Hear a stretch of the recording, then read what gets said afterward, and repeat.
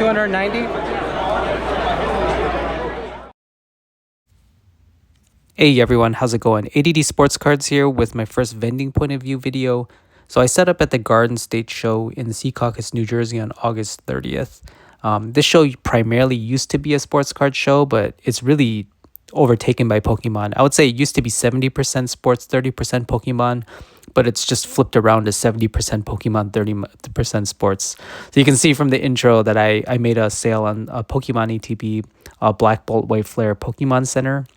I don't do a lot of Pokemon. I collect some vintage on the side, but I would say I have adapted and I sell some Pokemon. You'll see some videos of me selling here and there, but I'm not going to focus on the Pokemon. I stick to primarily vintage baseball and sports cards. So a quick run through of some of the cards in our showcases. I set up with a friend a lot of modern football, some big Lamar Jackson cards in this case, as you can see. Next over vintage baseball. I do my best to price everything. Sometimes I'll forget here and there, but I intentionally sticker everything, give or take around comps. I may be a little bit above, I may be a little bit below. So for the most part, I don't have so much room in vintage baseball, but I enjoy discussing and selling. Next one over, I have a lot of modern / 90s, some big time cards that I didn't price. I was willing to take offers on.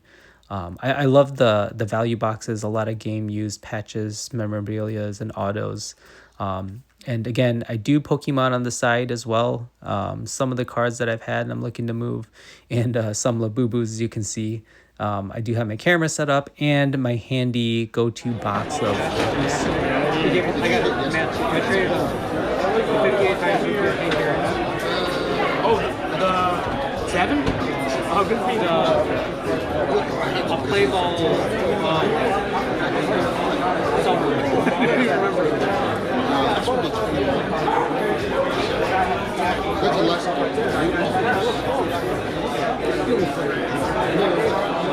I think I'd probably be at 1800. I know. I get it because like that crease is super. I know. Alright, so this is at 431. Is the banks, is it creased or anything? There's no crease. You're good with these. You're good with these. Yeah.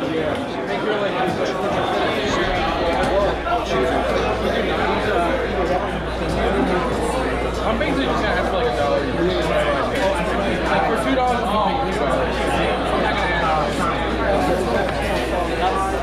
If you can get it graded too, that's and then how? These are little crease. I tried to, I don't remember if there's okay, no crease. This one definitely did. Yeah. This one I looked pretty careful. I didn't see anything, but I remember So with this it's 471. 431. What happened at 40? What's that one? 431. I think it's 470. I got wrong. It's a weird one. I don't want you to lose this. Something you can ask me later too. Okay, yeah. I know it just started. That's your stuff. Yeah. That's his stuff. I'll do like usually I do the dance. Juho. 420 is the absolute lowest. Okay. 420? Yeah, because I'll be a little under 90%. Okay. Do you want cash or do you want what do you want? I can take it. And it? I got rid of usually. Yeah, it's good. PayPal? That's what I was trying to sell you. PayPal? That's why I like this 90 stuff. So I've done a number of transactions with the gentleman that you just saw on screen. He goes by No Cards on Instagram and primarily does vintage baseball. You can see the cards that he purchased raw. I won't go over the exact price unless you heard it on camera, but I don't come down too much from my sticker prices for vintage baseball. We're talking about an 86 Fleer Jordan that I was able to purchase initially, and then he was interested in a 1954 Hank Aaron in an SGC one. I think I had it stickered around 1950, I recall, and I was willing to come down to 1800. Wasn't really ready to come down any further, so we weren't able to close a deal on the 54 Hank Aaron. But dealing with No Cards is quite easy and a pleasant transaction. 50. Find it cheaper on eBay. Then I'll do it. If you can find it cheaper. I don't know about that collection. He's still pretty good. it's still an auto. I mean, I can only, I'm coming down 50% and 85%. The lowest I normally go down is 85%. I just sold a $400 stack at 85%, so just being honest. I got you. But I'm willing to come down 50% just to be honest. I think it's fair. I'm sending it to the West Coast, that's why. But I know I don't think I'll be able to get anywhere close to that for like that. This box I'm just more geared. I know you're trying to get rid of that. I know. For collectors. Let's see what else you got first. Yeah. You put that right in.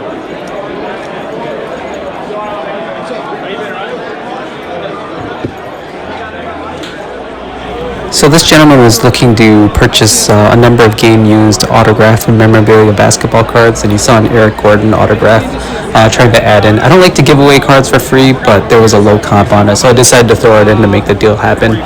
He was very pleasant, so if it makes him happy and it's coming from a value box, perhaps he can come back to me and purchase more, so I decided to just add it in. Yeah, well, I comped these, to be honest, probably like almost a year ago, and I probably sold for around 10. There's a lower sale. You want cash or you want Zelle? I mean, I got Cash is easiest to do.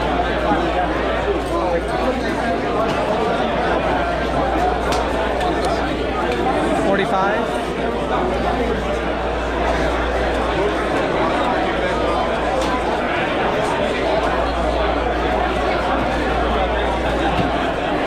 Big lot going out. Ultimate Collection Jordan.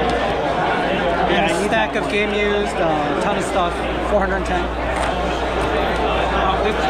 Ultimate Collection. How much room you got? You got any room on this guy?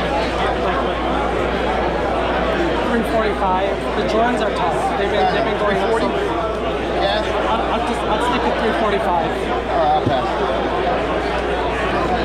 Okay, so this was for a 1988 Fleer Jordan in a PSA 9. I had it stickered at 350, and I was willing to come down to 345. The Jordans are tough. They've been selling so hot right now that I'm just willing to come down so much. It was a funny transaction. He came back later saying, he appreciated that I stood firm in my price and 350. decided to purchase the card. So the transaction went. What's your name? Juhan.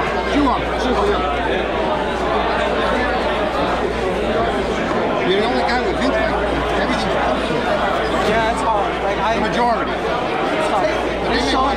This show has turned into Pokemon. So even I'm doing a little bit of it. The Garfield show I go to, I mean, it's like over vintage, like too much vintage. That's where I set up to. But I haven't for like 6 months just because I've been busy. Tremendous amount of vintage. Yeah. Like almost like 80% vintage. You can find some good deals. Oh yeah. Like old school shit too, like these guys. Yeah, like this. They got a lot. Yeah. This is what it is. Oh yeah, absolutely. That's the best one. Oh, I'm sure there's probably a couple other ones here. Yeah, I can look at the. I just got a Jordan sticker, the 86 sticker, 17. Yeah. 1700. For what grade? The 86, it's an 8. Oh, that's pretty good. Yeah, I went for about $2,000.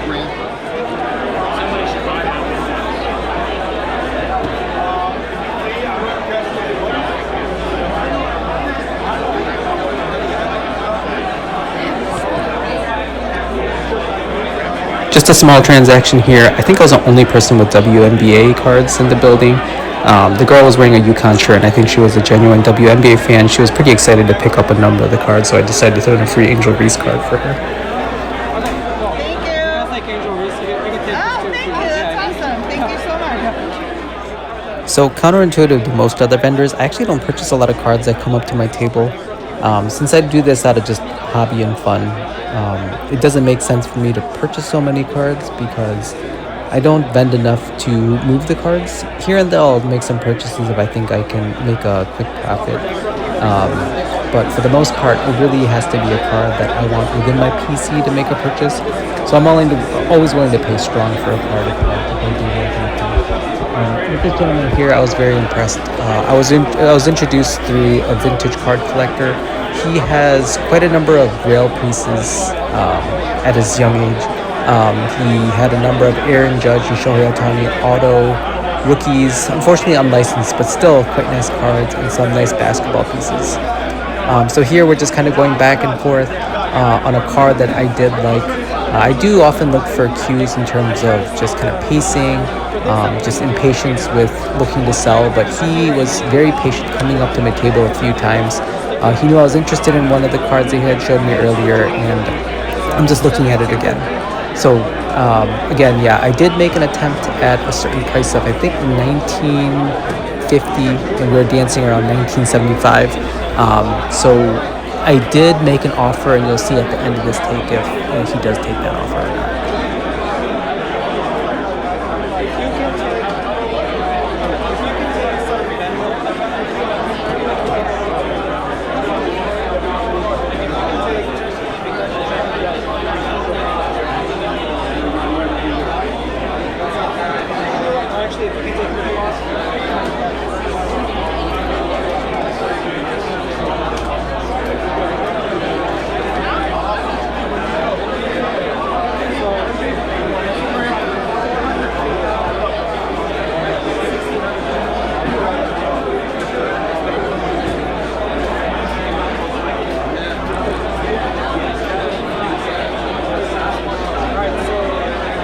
I just bought this Curry rookie for $2,000.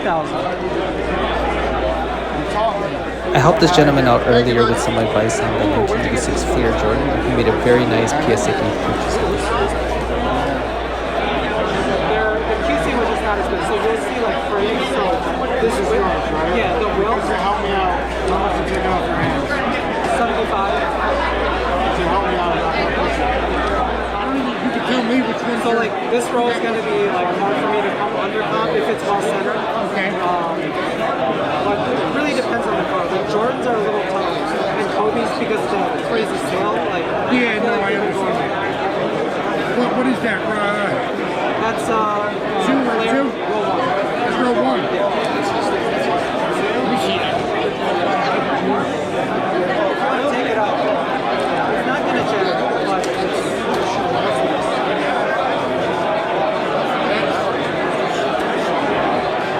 Let's put this to the side for now. So one thing that I like to do is use sticky notes. I'm not a repacker, but just for visual people, I think it really helps.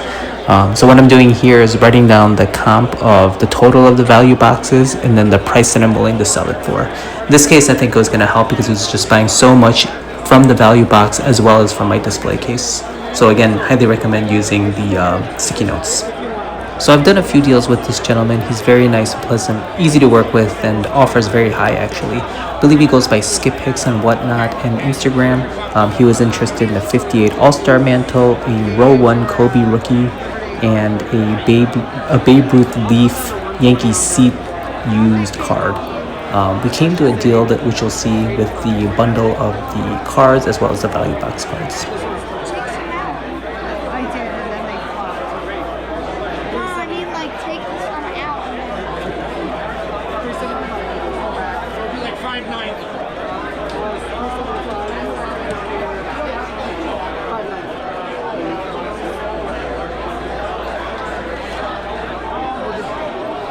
We're gonna let it go.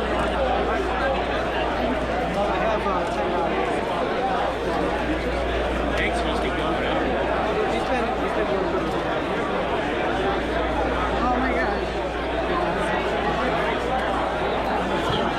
Look at that, I had 7 after. let me just. I got these 3 going out. Who's your favorite player, bud? Plus You don't know? a bunch of Cheater. game used stuff for $590. For $15. Over here, big. Well, you got the 3 best. Yeah. Right. Yeah. You could add even around. You could add Emmett. You got Emmett right there, right? Can you do 10? Can you 10 on this? Yeah. $10.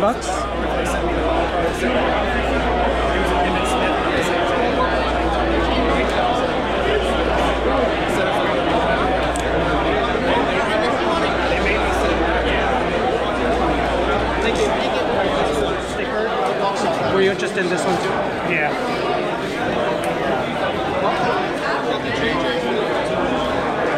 It's 58.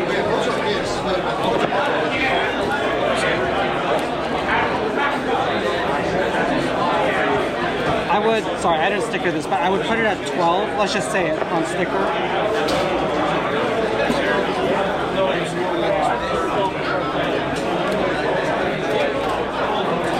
So 12 and 20. So not this one either. Then I'll take a 12. So I have it at 70. I could do like 60. How's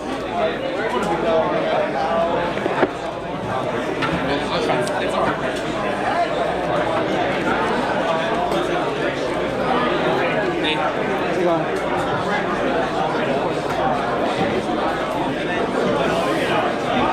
Cool. There you go, bro. All right, thank you, man. Thank you, man.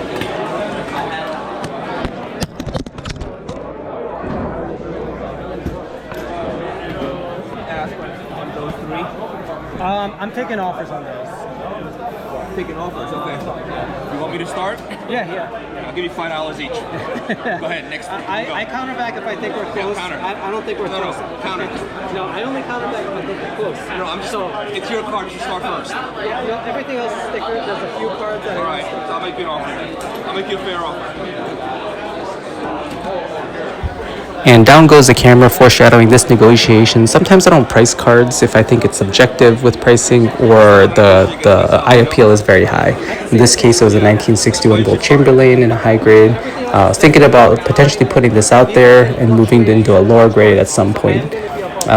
The price or the comp of this was around $6,500 and we just couldn't meet eye to eye. I did say a phrase here that I use quite often. I'm willing to counter back if I think we're close. I say that a lot if I think we're going to come to terms or not with an agreement. And in this case, we did not. No? I just, It's almost like close to that 6 down. I still think the eye appeal on this one is superior to any that I've seen. So I'm high up. What about if I took the pair? Any more room if I took that? On the goats, they've been going up so much, it's scary. I can't get too much room. Like some of the other stuff, it's just this row is. Yeah, I'm not asking for too much room. I'm paying close to the last decent center sale, you know? I hear you. That was 6,000 for the last sale, right? That was a decent, perfectly good eye appeal.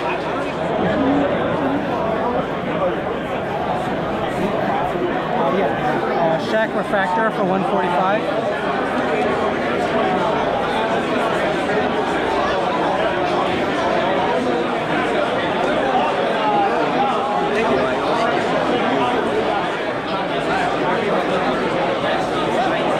Alright, I just sold this as well, the Legend Maker. I think I sold it for 30. I see them been going for a little bit higher, but it was a little beat up, so it is what it is.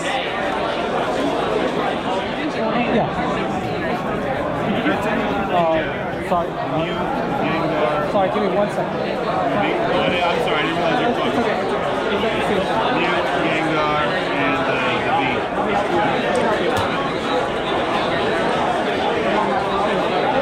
Sorry, let's go ahead. Could you do 40 for the Jeremy Rodriguez? The 40's fine. Yeah. Do you mind if I take it out? Yeah. Take anything.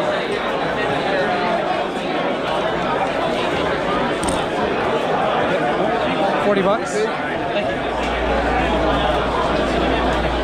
Can you do 20 for these? Sorry. Can you do 20 for these?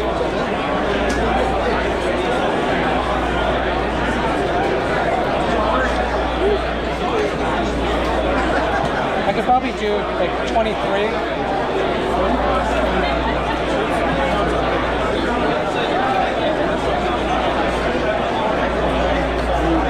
$23. Oh, thank you. Thank you. Yeah. So I got 4. Let's see if I got 30. 30. Yeah, oh, thanks. Yeah, it's all game I use. love It's that stuff that I've had. The Yeah. 90s is great. All this for 35. Thanks, man. Appreciate it. One of the more unique walk-ups to my table, a collection of Ray Lewis, Ed Reed, and Evan Mobley cards. Unfortunately, I didn't take any pictures of the Evan Mobleys and didn't make an offer here, but you can see a number of pretty rare cards, white sparkles. And here you can see, I believe, one of the Cosmics of Ray Lewis. This is pretty rare. This guy owns pretty much the entire collection of them almost. Well, maybe not the entire collection. But anyways, I didn't get to make a lot of vintage sales as I was hoping. I'll definitely have to get a microphone next time as it's a bit hard to hear. But let me know, give me any feedback, and thanks for watching. Thanks all.